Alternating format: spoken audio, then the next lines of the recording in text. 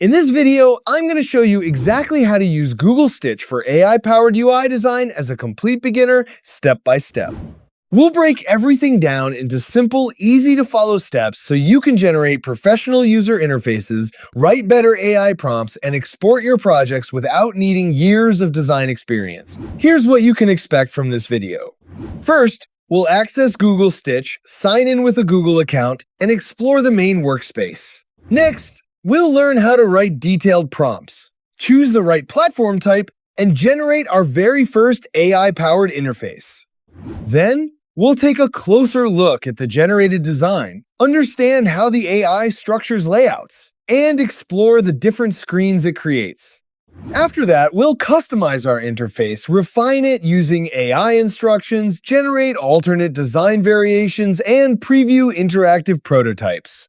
And finally, we'll export our project, understand design systems, learn prompt writing best practices, and discuss a few limitations you should know before using Google Stitch for real projects. So without wasting any more time, let's get started. The first thing you'll need to do is head over to Google Stitch. Once you're on the website, click the Try Now button to begin. You'll be asked to sign in using your Google account. If you're already signed into Google, this process only takes a few seconds. After signing in successfully, Google Stitch will create your workspace and take you directly into the main dashboard. If this is your first time using the platform, don't worry if everything looks unfamiliar. The interface is actually very clean and beginner-friendly, and once you understand where everything is located, navigating through the platform becomes very simple. When you first enter Google Stitch, you'll usually notice three main sections. On the left side, you'll find the Projects panel. This is where every design you create will be saved. As you continue using the platform, this area will become your project library, allowing you to reopen previous designs, continue editing existing projects, or duplicate layouts for future work. If you're completely new to Google Stitch, you may see sample projects or template examples instead of your own work. These examples are useful because they give you an idea of what the AI is capable of generating. The largest section of the interface is located in the center of the screen. This is the prompt input area, and it's where nearly all of the magic happens.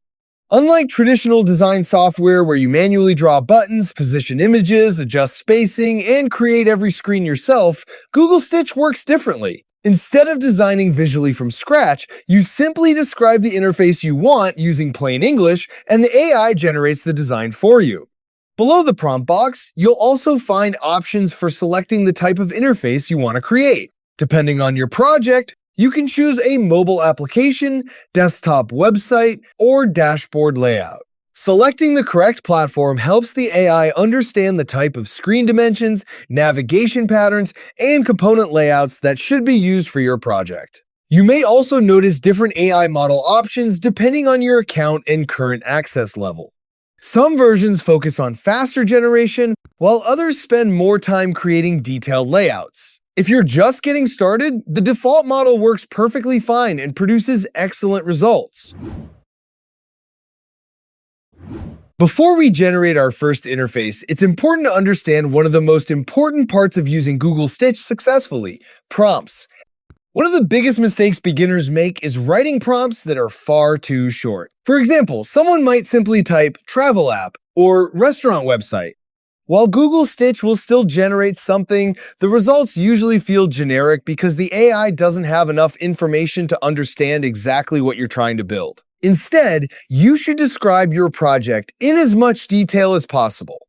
The more context you provide, the better the AI can understand your vision. For example, instead of simply writing "travel app," you could enter a prompt like this: create a modern mobile application for travel planning and trip organization. The app should allow users to search destinations, save favorite locations, book hotels, track travel budgets, and organize daily itineraries. Use a clean and modern design with soft blue and white colors. Include a home dashboard, destination cards, booking sections, travel calendar, analytics for trip spending, and a profile page. Make the interface minimal, smooth, and easy to navigate. Notice how much more information this prompt provides. Now let's generate our first design.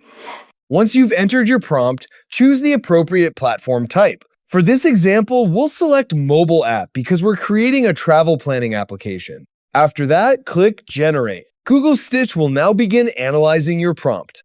Within just a few moments, your first AI-generated interface will be ready. Now that the design has been generated, let's take a closer look at everything Google Stitch has created. Once the generation finishes, you'll see a full preview of your interface appear on the screen. Depending on the prompt you entered, the design may contain multiple connected screens instead of just a single page. This is one of Google Stitch's biggest advantages because real applications rarely consist of only one screen. One of the first things you'll notice is that everything looks organized.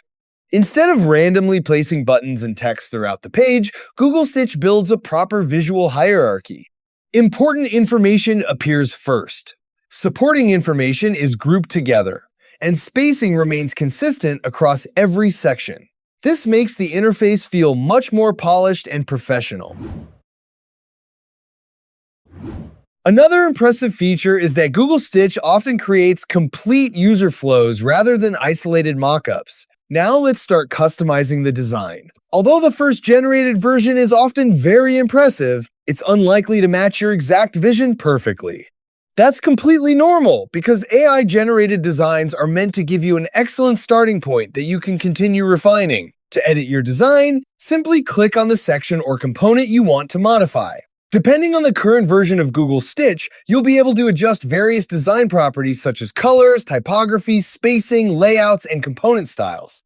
Instead of rebuilding the interface from scratch, simply update the color palette by requesting darker colors, warmer tones, or your company's branding colors. Google Stitch makes these adjustments much faster than traditional design software because many changes can be made simply by describing what you want. After submitting the instruction, Google Stitch regenerates the selected portions of the interface while preserving the overall structure of your project. This dramatically speeds up the design process because you're working alongside AI instead of performing every adjustment manually. Another feature you'll quickly appreciate is live iteration. Live iteration allows you to continuously refine your design while immediately seeing the updated results. Google Stitch simplifies this workflow by allowing the AI to handle much of that repetitive work for you. Instead of spending days creating early mockups, they can generate polished concepts within minutes, and then spend their time improving ideas rather than drawing basic layouts. Now, let's look at another incredibly useful feature called screen variations. Sometimes your very first generated interface isn't exactly what you imagined. Maybe the dashboard feels too crowded. Perhaps the typography feels too bold. Or maybe you'd simply like to compare several different design directions before choosing one. Instead of deleting your project and starting over, Google Stitch allows you to generate alternate versions of the same interface. For example, you can request a cleaner dashboard with more white space. You can ask for a more colorful version designed for younger audiences. Or you can generate a more minimal corporate interface with smaller icons and simpler navigation. This saves an enormous amount of time during brainstorming and design exploration. Next, let's talk about prototyping. Creating beautiful screens is only one part of UI design. Once your interface has been generated, Google Stitch allows you to preview how users will navigate through the application.